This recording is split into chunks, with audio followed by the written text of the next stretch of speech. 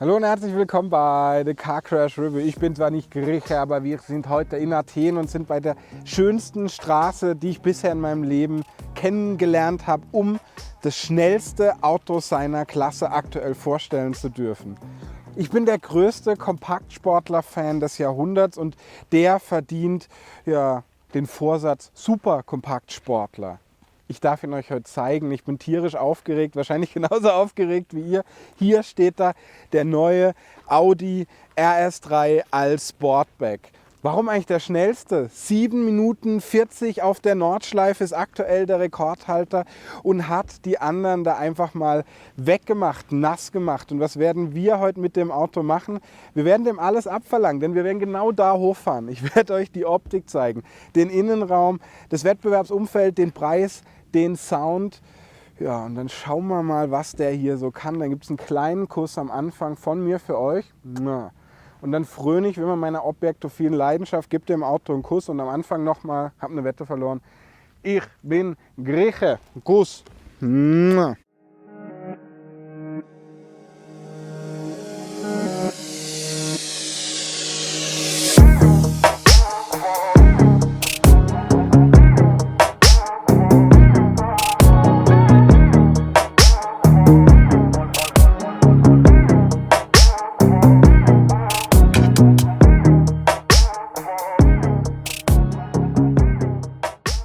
Ja, ganz am Anfang, bevor es losgeht, spreche ich natürlich über unseren Kooperationspartner, wie immer, das ist GoLeasy. Was machen die Jungs? Warum sind die so göttlich wie hier diese Stadt Athen, in der wir sind? Ja, die vergleichen für euch unter den etablierten Leasinganbietern und suchen den garantiert besten Leasingpreis für euch raus. Jetzt würde ich euch direkt gern was zum Rekord erzählen, aber fangen wir vielleicht erstmal mit der Historie an. Erste Generation, wer weiß es? 2011. Zweite Generation, wer weiß es? 2015. Da kam dann auch die Limo dazu.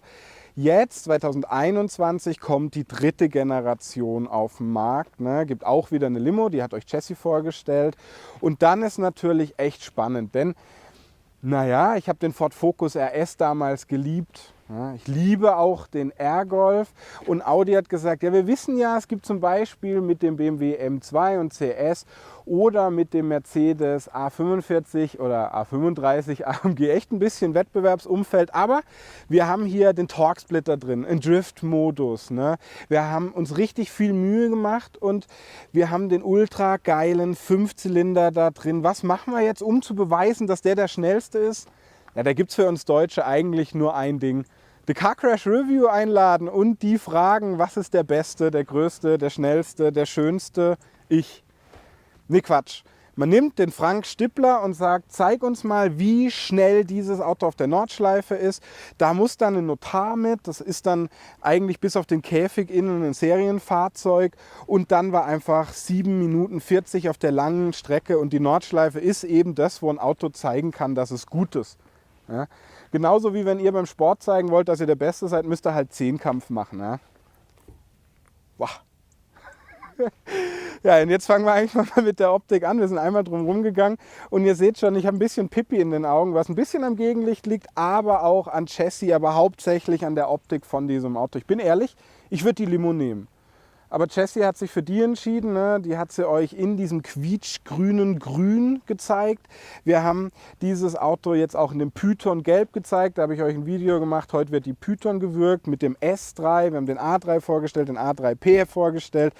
Ich kann euch alles über das Auto sagen. Hier ist das wunderschöne Tango Rot drauf. Und jetzt tanzen wir zusammen ein bisschen Tango und ich zeige euch, wie ihr den toll machen könnt. Erstmal, es gibt gar keine andere Möglichkeit aus meiner Sicht, außer das Black-Paket und das Black-Paket Plus zu nehmen, das Schwarz-Paket, denn dann wird hier alles schön schwarz. Was viele nicht wissen, ist ein kleiner Trick. Ihr könnt das Innenleben hier inzwischen auch in einer matten Lackierung oder in einer matten Farbe nehmen. Hier ist es jetzt glänzend, die Ringe sind glänzend und schaut mal die Waben in diesem Single Frame, der ja unglaublich dick ausgeformt ist. Von vorne hat man sich sehr viel Mühe gegeben, den zu differenzieren von den anderen A3s und der ganze Stoßfänger hier unten sieht aus, als würde er den ein oder anderen griechischen Straßen-Chihuahua zum Frühstück verspeisen. Hier mit den Luftöffnungen bekommen wir garantiert genug Luft an unseren 5-Zylinder dran. Und was dann natürlich geil ist, hat auch ja der A8 hier diese Reminiszenz an den Ur-Quattro, hier diese 3 Schlitze, mega geil. Ehrlich gesagt gibt es auch noch so ein Chrom-Paket, das würde ich aber nicht nehmen für das Auto. Ich glaube, das nehmen auch nur so 10% Verwirrte da draußen. Und wenn man dann über die Leuchten spricht, ist es ja das, was Audi ausmacht. Ne? Links kommt RS3 irgendwie reingefahren. Wenn man bei der Begrüßung das Matrix-Licht zumindest im Konfigurator angeklickt hat, auf der anderen Seite eine Rennflagge. Ich mache euch da ein Schnittbild drüber. Und ganz ehrlich, die Leuchte im Matrix-Licht ist großartig. Warum wichtig? Licht ist halt für Schnellfahren auch wichtig. Ne? Blendet den Gegenverkehr ab, ne? Schilder aus dann oder an, je nachdem, wie man das eben braucht. Von vorne ist dieses Auto aus meiner Sicht einfach eine Erscheinung. Und was das ausmacht, ist, es ist da, es ist sportlich präsent, aber nicht prollig wie ein Honda Civic Type R zum Beispiel. Und das liebe ich. Er ist auch breiter vorne, 1,5 cm mehr Kotflügel auf jeder Seite. Die Spur ist 33 mm breiter vorne, 1 mm breiter hinten. Wir haben 1 Grad mehr negativen Sturz vorne, dass er sich leichter eindreht. Und jetzt geht Jesse mit euch schon ins Profil und jetzt schaut euch den mal an. Ne? Die Limo aus meiner Sicht ist ja bei dem Auto hier, was 4,38 Meter lang ist, 1,85 breit, 1,44 hoch, nochmal 15 cm länger und eigentlich fast schon Mittelklasse von ihren Ausmaßen, was natürlich für die spricht, was die reine Optik angeht. Was die Wendigkeit angeht, ist der natürlich ein bisschen im Vorteil. Und jetzt mal ganz im Ernst, ich bin nicht nur der Typ, der euch die optischen Details erklärt, sondern ich bin halt auch der technische Designer, der Reviewer, denn ich erkläre euch den Torque-Splitter. Ja. Den haben wir ja auch im R-Golf drin, auch im Cupra Formentor, der übrigens ja auch den 5-Zylinder bekommen hat. Audi, was ist da los? Warum gebt ihr euer Schätzchen, ne, euren Gott ab? Habe ich nicht verstanden. Verstehe ich bis heute nicht. Torque-Splitter. Normalerweise ist das Auto vorne angetrieben, der steht ja einen Zentimeter nochmal niedriger als der S3, 2,5 Zentimeter niedriger als der A3 und über eine Lamellenkupplung bekommen wir die Kraft nach hinten. Hier der Torque-Splitter drin, der die Kraft nochmal nach außen aufteilt und ganz flexibel jedem Rad das ganze Drehmoment von 1750 spendieren kann. Und ganz ehrlich, warum ist das gut? Ja, wollen wir eine hohe Spurstabilität, haben wir eine hohe Sicherheit, weil das kurveninnere Rad mehr beschleunigt wird, beziehungsweise voll auch. Wollen wir driften, können wir mit dem kurvenäußeren Rad so eine Art Dreirad-Driften erzeugen. Dieses System ist Gottesgleich. Ja, und dann haben wir natürlich optional noch das DCC hier drin übrigens, das adaptive Fahrwerk, sehr wichtig, kommt dann auch in Verbindung mit dem RS Dynamic Paket, ne, haben wir eine Aufhebung der Endgeschwindigkeit auf 290 km/h, die Keramikbremse hier drin und eben dieses Fahrwerk, was großartig ist. Aber jetzt spricht man mal über die Felgen. Es gibt nur 19 Zöller, hier eine typische Rennsportfelge in diesem Y-Design. Ja, dann haben wir hier 375 mm durchmessende Bremse vorne serienmäßig. Da hat man viel gemacht, dass da mehr Luft dran kommt. Eine bessere Bremse verbaut, um diesem Fading und diesem durchfallenden Bremspedal ein bisschen entgegenzuwirken. Und man hat die Keramikbremse zusätzlich dann für die 6.500 € in dieses RS Dynamic Paket gepackt. Ist natürlich völlig verrückt. Die hat dann 380 mm Durchmesser, hinten immer 310. Und jetzt spricht man über die optischen Details. Und da seid ihr eigentlich von hier genau richtig, wenn er von hier auf mich zukommt, weil ihr habt hier unten diese schwarze Schwellerverbreiterung, die das Auto eben nochmal breiter, nochmal böser macht. Und hier dieses Teil, was man erst geöffnet hat, jetzt wieder geschlossen war, hat man gemerkt, so, oh, Steinschläge sind eigentlich nicht so dieses geile Thema bei Autos, weil wenn das offen war, hat das Auto an der Seite immer Steinschläge gehabt. Jetzt bin ich ein bisschen fies, die Limo hat ein schwarzes Dach, was ihr optional nehmen könnt. Da könnt ihr jetzt kein schwarzes Dach nehmen. Spiegelkappen, ganz wichtig, die bekommt er in Wagenfarbe, natürlich, bekommt er in Silber, bekommt er aber auch in so einem Carbon und wenn ihr das halt richtig geil machen wollt, nehmt ihr Carbon. Ich finde diese Konfi hier nahezu perfekt, hat sich auch Audi gedacht, deshalb steht sie hier. Hinten abgedunkelte Scheiben, ne? Und ansonsten haben wir hier einen Dachkantenspoiler, der da ist, der präsent ist, den man auch in Carbon nehmen kann, dann kommt er noch mal ein bisschen raus, ist noch mal ein bisschen böser. Aber gleichzeitig zurückhaltend. Das ist die Philosophie von dem Auto. Hinten natürlich, wie vorne, das RS3-Logo in schwarz, die Ringe in schwarz. Und Audi, das sind ja witzige Jungs, ne? Die haben Humor, sind selbstironisch, sagen, dieses Teil hier hinten, das nennen wir Bart. Nicht Bart Simpson, sondern wie ein Oberlippenbart, richtig geil. Da unten ein Diffusor, der aussieht, als hätte man ihn gerade vom neuen Ferrari Roma abgeschraubt. Und hier die dunkle Auspuffanlage heißt, ja, das ist eben die Sportauspuffanlage von RS für 1000 Euro. Und obwohl da ein Otto-Partikelfilter drin wohnt, was eigentlich nicht sollte, aber leider doch drin ist, macht die einen tollen Sound. Jetzt gehe ich mal rein, schmeiß euch die Mühle an und dann sprechen wir über den Sound.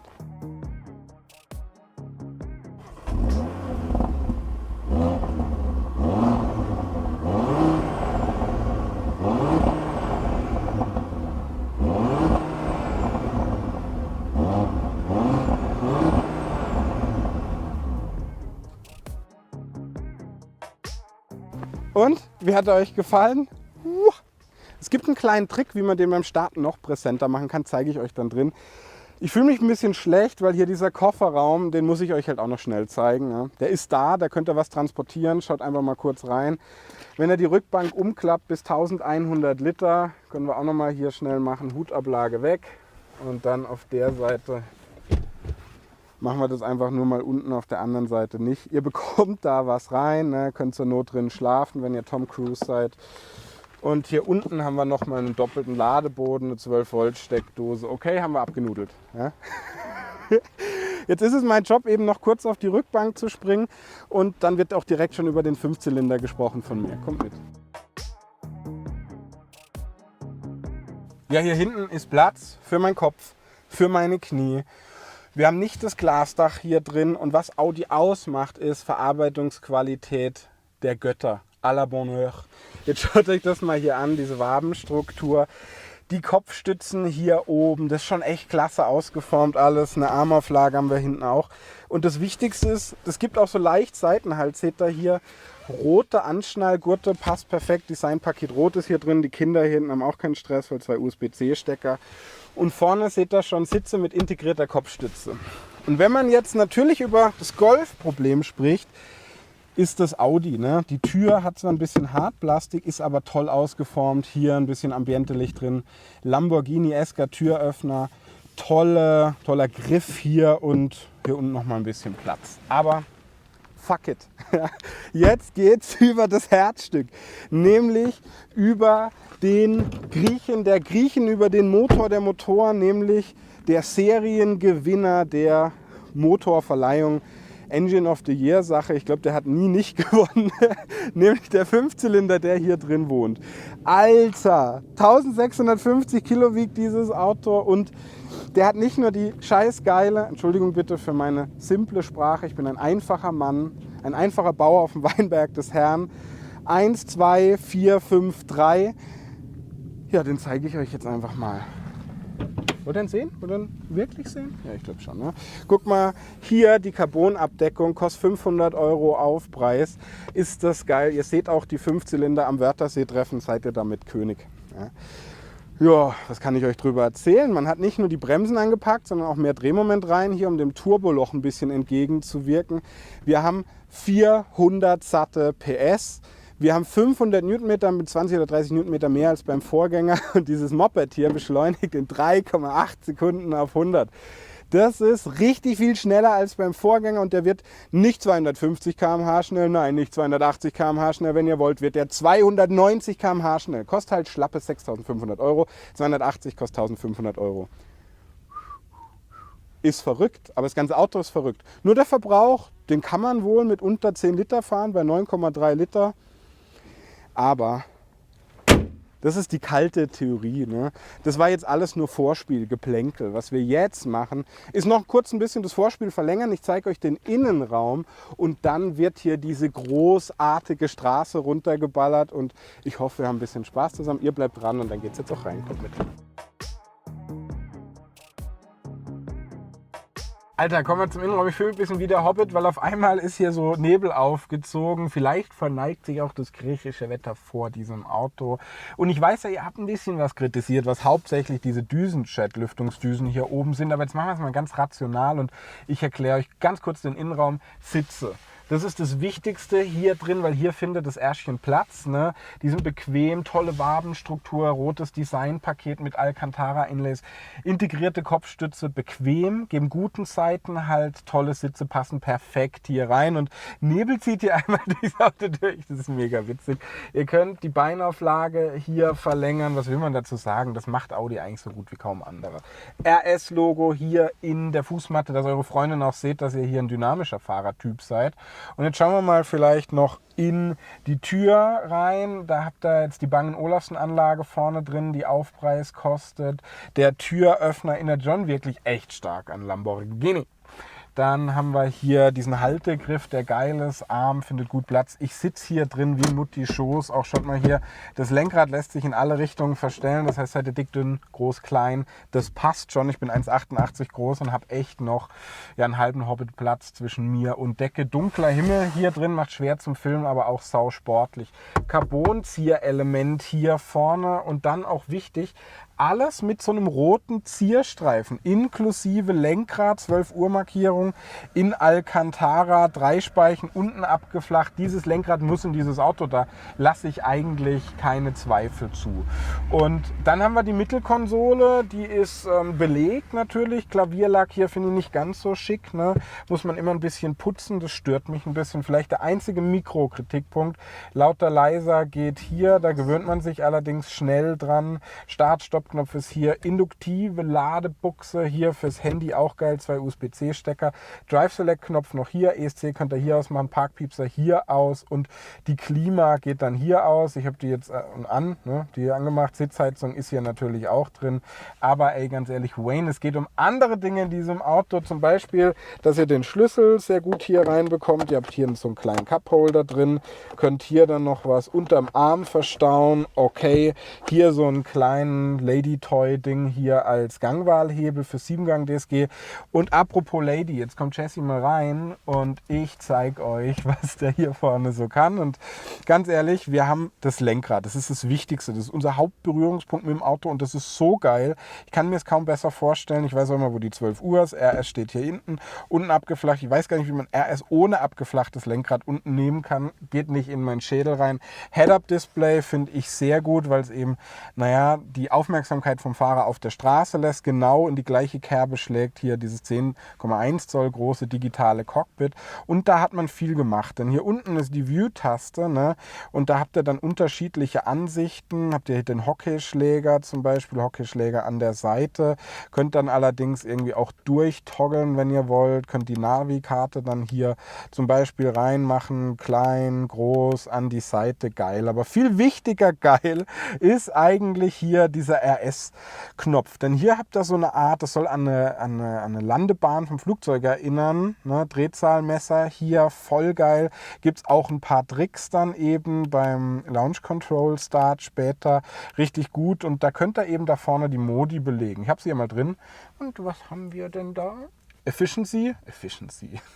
Aber es ist drin, ist gut, dass man es macht, muss man ja nicht drücken, kann man aber. Auto Dynamic. Und jetzt habt ihr den Individualmodus, könnt ihr hier verstellen, den Torque-Splitter, Antrieb, Fahrwerk, Lenkung, Motorsound. Geil daran ist allerdings, ihr könnt jetzt das Fahrwerk komfortabel machen und alles andere, zum Beispiel auf sportlich, was dann der Nordschleifenmodus wäre. Ne? Da braucht ihr dann die Traktion eben und weiches Fahrwerk, weil viele Löcher und Unebenheiten. Oder ihr könnt es hart machen, das Fahrwerk, was dann so der glatte Hockenheim-Modus wäre. Richtig gut. Dann gibt es natürlich hier noch den normalen Performance. Da kann man ein bisschen weniger machen, aber hier das Highlight ist ganz bestimmt der Torque-Rear-Modus. Da geht das ESC dann aus. Damit kann man dann driften. Wenn ihr es euch einfach machen wollt, drückt auf Auto. Bei Komfort wird das Auto wesentlich sanfter zu einem. Es gibt auch noch einen RS-Monitor. Da seht ihr dann hier, ja, alles, was ihr wissen müsst. Ihr seht hier den G-Kraftmesser, ihr habt hier die Reifendruckkontrolle, was Cooles. Ne? Effizientassistent, lass mal weg. Was soll denn das? Ja, aber es ist gut, dass es drin ist. Ne? Ambientebeleuchtung hier drin ist auch gut. Bei den Bedingungen hier könnt ihr vielleicht auch die unterschiedlichen Farben dann sehen, vielleicht auch nicht. Ne? Habt ihr hier vorne, seht ihr das ganz gut, unterschiedliche Farben. Könnt es individuell allerdings auch anpassen, Flächen, Linien, Farben hier unterschiedlich einstellen. Rot passt natürlich am besten. Ne? Und Ja, dann gehen wir vielleicht noch mal kurz zurück. Alter, zieht hier Nebel rein, das ist ja großartig. Ansonsten kennt ihr das, ne? Ihr habt hier so einen Homescreen auch noch, den ihr euch dann selbst belegen könnt. Auf der Seite drückt ihr einfach lange zum Beispiel, könnt ihr da auch das Telefon reinmachen. Apple CarPlay, Android Auto, Amazon Alexa. Habt hier auch nochmal Shortwahlknöpfe, die ihr euch dann auch selbst belegen könnt, ne? Hier könnt ihr das dann zum Beispiel hier reinziehen und so. Das ist schon ganz cool. Aber jetzt würde ich sagen, habe ich euch alles dann zum Fahrzeug gezeigt. Schauen wir nochmal kurz zurück. So, habe ich gezeigt. RS-Monitor, Fahrassistenten sind vielleicht noch ganz wichtig. Ne? Die sind hier auch drin. Amazon Alexa und so soll auch da drin sein. 7-Gang DSG, Pedal auch am Lenkrad, die sich mitdrehen. Sehr wichtig. Sprachsteuerung auch hier drin. Aber ich kann es nicht mehr abwarten. Ich will jetzt fahren.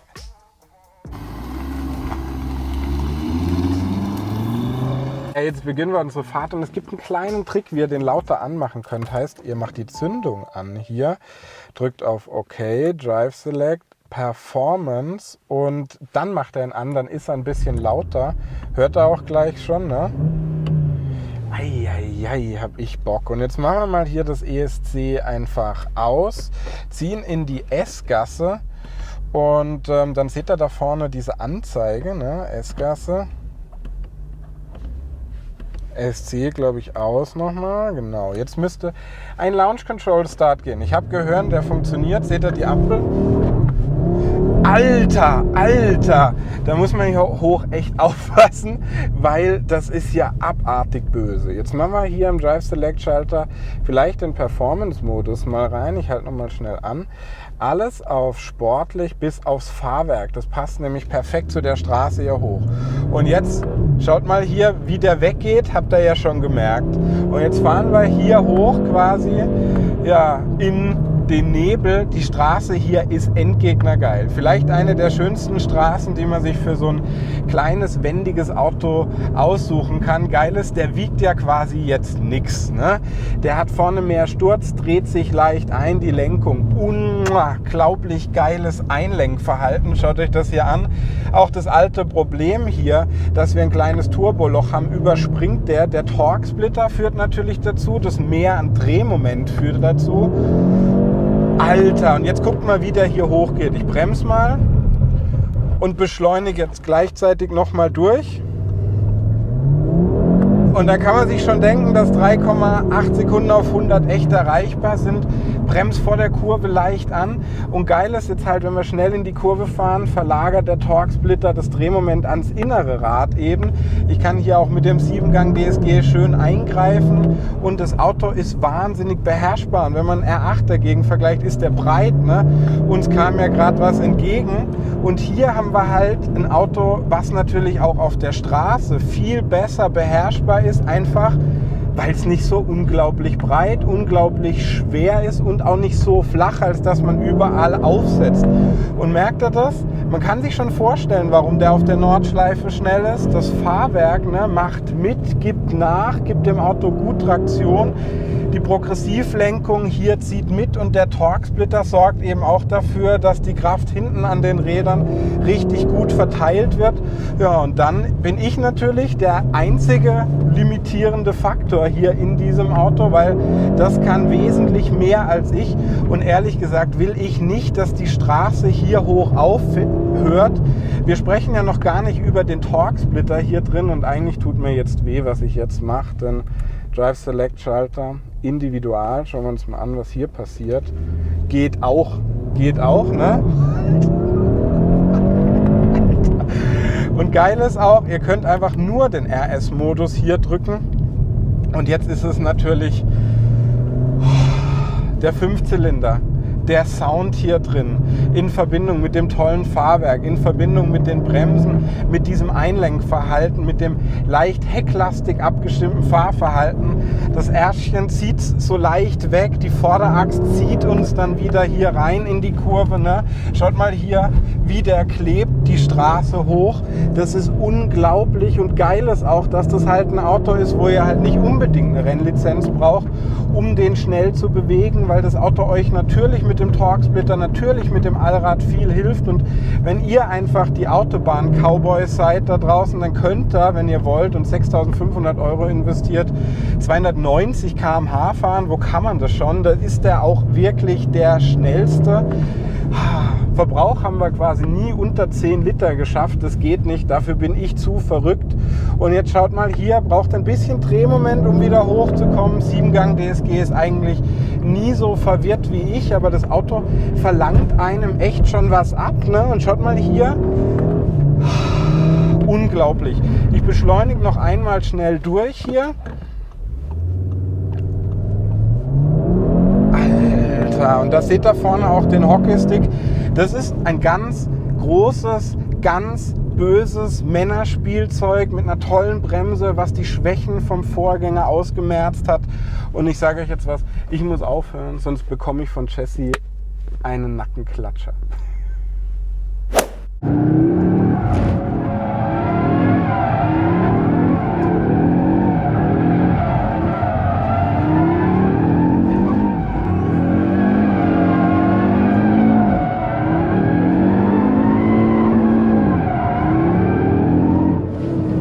Ja, ihr seht schon, ich bin Conehead, ich habe einen Helm auf, alles für euch. Hier mache ich das Auto an, dann drücken wir einmal hier ESC Sport rein und Performance, ESC Sport, okay. Ja, und dann geht's los. Wir sind jetzt im Performance-Modus, das ist hier eine kleine Rennstrecke, die ist nur 2 Kilometer lang. Und jetzt nehmen wir euch mal mit. Erstmal das Ansprechverhalten hier vom Auto ist großartig. Wir haben jetzt endlich mal die Möglichkeit, ihn auszufahren. Und jetzt schaut mal, wie der hier klebt. In der Kurve schalten wir ein bisschen. Ne? Und jetzt geil, wie der aus der Kurve rausgeht. Mit leichterem Heck. Na, das Heck kommt leicht. Ich habe dann vorne die Möglichkeit, den wieder reinzuziehen. Den Torque-Splitter hier, den können wir richtig gut einsetzen, können hier mit dem 7-Gang DSG ein bisschen arbeiten. Vorne auch schön hier diese Flugbahn, die ihr dann immer so seht. Und jetzt guckt mal, wie der sich festbeißt. Jetzt beschleunigen wir mal durch, was geht. Ja, annäherungsweise 200, Bremspunkt natürlich treffen, kaum Fading hier drin. Und jetzt rutscht der hier in die Kurve rein, großartig, einfach mega geil. Aber jetzt schalte ich mal hier in den Dynamic-Modus. Denn jetzt hat das Auto ein bisschen andere Abstimmung. Und jetzt merken wir schon, aha, da passiert was mit dem Fahrwerk. Jetzt können wir uns auch schon ein bisschen vorstellen, dass der hier nervöser reinkommt in die Kurve. Ne? Das ist der sogenannte nicht Mordschleifenmodus, sondern der Nordschleifenmodus, der jetzt hier richtig gut arbeitet. Heißt, wir haben ein bisschen weicheres Fahrwerk, das Heck wird ein bisschen nervöser. Und das ist natürlich für diese Bumpy Roads, für die Straßen, die ein bisschen unebener sind, aber ich mag ehrlicherweise den Performance-Modus viel lieber, weil hier klebt das Auto mehr, ist für mich direkter, ne? Und schaut mal, wie geil dieser Torque-Splitter das Auto hier kontrollierbar macht. Das ist wirklich großartig. Andererseits ist natürlich auch so, dass man dieses Auto schon fahren können sollte und auch muss. Was ich jetzt mache, ist die Jungs hinter mir mal überholen lassen, weil jetzt machen wir eine Sache, das ESC komplett aus hier. Dann machen wir einfach einen normalen Start und gucken uns mal an, wie der nach vorne beschleunigt. Launch Control habe ich euch ja schon gezeigt. Großartig. Im Grunde ist es das, was ich euch zeigen wollte. Ich habe natürlich auch den Torque-Splitter ausprobiert, aber ich finde, Driften ist nett, ist cool, dass es das Auto kann, aber viel beeindruckender für mich ist natürlich die schiere Performance hier drin. Schaut euch das an, wie schnell man damit wird, und auch ganz ehrlich, ich werde jede Runde schneller mit dem Auto. Und jetzt Exit. Das war's leider.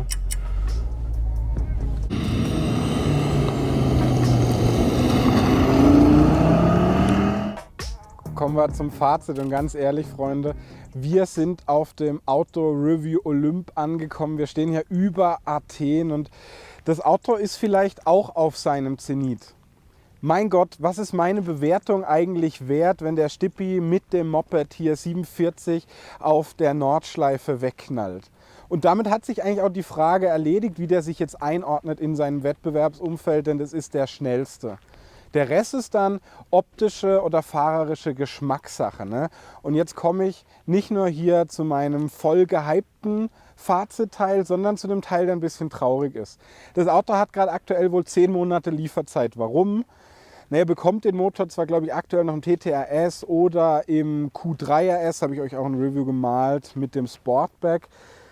Aber es ist wohl der letzte 5-Zylinder, den Audi verbaut. Ich verstehe immer noch nicht, warum man den Cupra gegeben hat, aber okay, man muss denen ja auch mal irgendwie was zugestehen. Die Technik hier drin mit dem Torque-Splitter, mit dem Drift-Modus, mit dem sogenannten Nordschleifen-Modus hier drin, wo ihr quasi die Federung weich machen könnt, alles andere auf giftig, ist großartig. Das Auto ist passend, wahrscheinlich mit der letzten 5-Zylinder-Generation an seinem Olymp angekommen. Man kann sich kaum vorstellen, wie der noch besser werden kann. Und ich habe mit den Ingenieuren gequatscht und die sagen, ey Jan, wir wissen ja, du bist ein total verrückter Fanboy. Was sind denn die Schwächen? Was können wir besser machen? Bravo, mir ist nicht viel eingefallen. Ne? Die Bremsen sind jetzt geiler, das Turboloch hat man ein bisschen überbrückt und dieses Auto knallt. Und wahrscheinlich ist es noch sowas wie der vernünftigste Sportwagen, den man aktuell kaufen kann. Jetzt stellt sich für euch eigentlich nur die Frage, kann man noch Verbrenner kaufen und bekommt ihr den noch einigermaßen zu einer Lieferzeit, die akzeptabel ist und wie wertstabil bleibt er? Weiß ich nicht. Ach, dann sprechen wir vielleicht eigentlich auch schon über den Wert. Und da geht es natürlich auch darum, dass meine Oma sagen wird, ey, hast du einen Helm verdreht, für den hier mindestens 60.000 zu zahlen, für die Limo mindestens 62.000 zu zahlen. Könnte man sagen, das ist ja der teuerste Audi A3, den ihr kaufen könnt, der teuerste, Entschuldigung bitte, Audi Golf, den ihr kaufen könnt. Stimmt natürlich. Und vor allem mit der Confi, wie er hier steht, kostet er bestimmt 80.000 Euro. Das ist was für Verrückte, für Enthusiasten, für Leute, die Autos lieben, für Leute, die Kompaktsportler lieben, für Verrückte wie mich. Mehr will ich dazu eigentlich gar nicht sagen. Wer euch das Leben sehr viel leichter machen kann, bin natürlich ich, weil ich euch die Autos alle vorstelle, aber auch unser Kooperationspartner GoLeasy. Deswegen sind wir so ein gutes Match mit Helfersyndrom, denn die vergleichen für euch unter den etablierten Leasinganbietern und suchen den garantiert besten Leasingpreis für euch raus. Schaut da gerne vorbei, ist eine gute Sache. Hier seid ihr bei dem Typ, Entschuldigung für meinen Hype heute, der total gehypt ist, der kein Grieche ist. Ja, The Car Crash Review. Es gibt jeden Tag ein Review von mir. Oder auch von Jessie, die hat euch die Limo vorgestellt. Schaut da gerne vorbei, abonniert den Kanal. Wollt ihr uns begleiten auf unserer Road to Go, die Road to Glory mit allen neuen Autos jeden Tag? Kleiner Kuss und dann bis bald. Tschüss.